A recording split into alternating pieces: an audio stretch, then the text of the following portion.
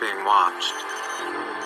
The government has a secret system, a machine that spies on you every hour of every day.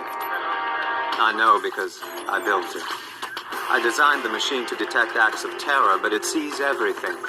Violent crimes involving ordinary people, people like you. Crimes the government considered irrelevant. They wouldn't act, so I decided I would. But I needed a partner, someone with the skills to intervene. Hunted by the authorities, we work in secret.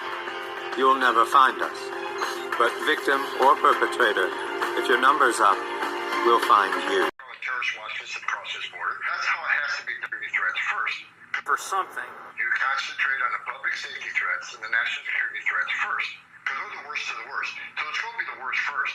That's how it has to be done. And we know a record number of people on the terrorist watch list across this border. We know it has to be done. And we know a record number of people on the terrorist watch list across this border. We know a record number of terrorists have been released in this country. Who could possibly be against that? If somebody's on a terror watch list, their presence in America puts all Americans and any... Somebody's on a terror watch list, their presence in America puts all Americans and any law-abiding resident in danger. And it even puts people in danger who might be here in an undocumented way, but aren't criminals either. It's hard to believe people in danger who might be here in an undocumented way, but aren't criminals either. It's hard to believe that it's possible to find people who are against such a plan, yet they're here and they're ready to dig in their heels. You know what I mean? You gotta go work out sometime, go for a walk, go shadow boxing. So much aggravation, so much stress going on, so much shit in the world, man. You got haters out there, champ. And I got a lot. A lot. For real, man. A lot. Man, a lot of jealousy, yeah, a lot of jealousy, champ. When I'm reading this book, it says exactly that. That the timelines are deliberately made that way so that people will be so confused about their history that they will believe what they're told about their civilization and about their history and about their culture, so that they will worship the God they're told to worship, and they'll go to the church that they're told to go to, and they'll pray to the God they're told to pray to, so that at the end of their life they'll go into the light and get sent right back to earth and go into the body and be born again, quote unquote born again, and be reincarnated and do it over and over and over, be born again, quote unquote born again, and be reincarnated and do it over and over and over and over, never knowing that they're actually an immortal being that lives forever, that it has amnesia and is trapped on this prison planet. And that resonated with me because it's always resonated with us. That's what we've been saying this entire time, that there's a mind wipe. We've been saying this entire time that, you know, after this life, there's definitely a mind wipe. You can see 39 million votes so far.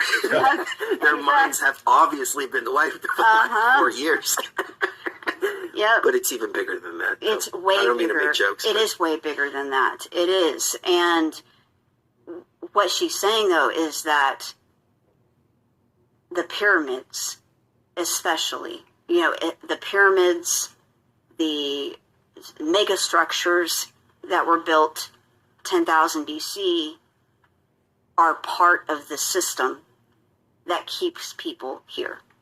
And that unlocking those and turning them off is part of getting people out of here and getting people's memories back and giving people the ability to remember who they are and remember that they are an immortal being and that they don't come from here and they don't belong here and that this is not their home and that these are, you know, and that, yes, the beings, the animals on this planet are beautiful, and the flora and fauna of this planet, yes, it's beautiful, but this is not a very habitable planet.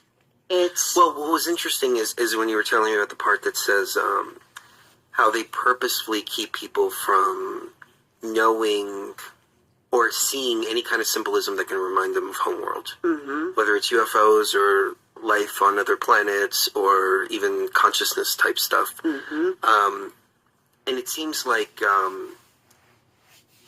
the more you break these barriers of consciousness, I mean, this is one part that I put in the Terence McKenna video, is that these tools that are naturally grow here, they unlock these certain levels of consciousness. And the deeper you go into these tools, like everybody, John Lilly, Terence McKenna, Jacob Grinberg, Carlos Castaneda, the list goes on and on and on and on. These tools are very sacred tools, and they're special tools, and they allow you to communicate with entities that exist beyond the veil. Either that or it's part of the consciousness, one or the other, but everybody agrees. There's entities that reside interdimensionally beyond the veil, machine elves, whatever you want to call them. All of these tools are demonized. They're illegal. Yep. You can go to jail for using them in certain places. I mean... Isolated from your family. Right. Yep. Gang stalk. Why? Right. That's the question, isn't it? That's the $1 million question. And Terence McKenna actually said it really well one time. He said, you know, imagine a culture that was so sure of itself and so sure that it was right that it said, please use psychedelics, please use this, and then come back and tell me I'm wrong. Facts. Right. But and then that information that people get from hyperspace, and that's another reason why I've been looking into doctors and things like that, because these are educated people. These aren't just some guy just sitting in the Amazon drinking a brew. These are doctors. These are thinkers. These are people who have been educated. They all come to the same conclusion. So there's got to be something to it. Yeah. And then their work is ridiculed. I mean, this was one of the things that made me recoil really bad here in this arena here. Is I mentioned this on the last year, so forgive me for being redundant, but being called a drug addict for doing ayahuasca and mushrooms, being called a drug addict. You don't know what a drug addict is if you're using that term in that regard. But why is there such a push to demonize and get people away from this information? I remember we did a show way back in like 2016, 2017. We did it on Facebook. And we had a guy who came on the show. I don't remember what his name was, but he wrote a book about Caesar's Messiah, and he wrote another book which was really interesting. And we had him on the show before. Do you remember who that was? Oh my gosh. I don't remember his the name. He came on under the premise that he was going to talk about psychedelic experiences and things like that, because that's kind of the theme of our show at that time. And he came on and talked about the complete opposite. And we had a caller call in, and he said, you know, I took mushrooms one time and I woke up and I was in a hospital and I was in the ambulance and I had blood all over me and this and that. And it's like, well, you shouldn't have taken mushrooms, dude. As simple as that. Like, you know, it's not for everybody. Don't buy the ticket if you can't. Yeah, right. You shouldn't do that. It doesn't mean that you can tell me what to do or all that. But it just turned into a shit show as a result of that.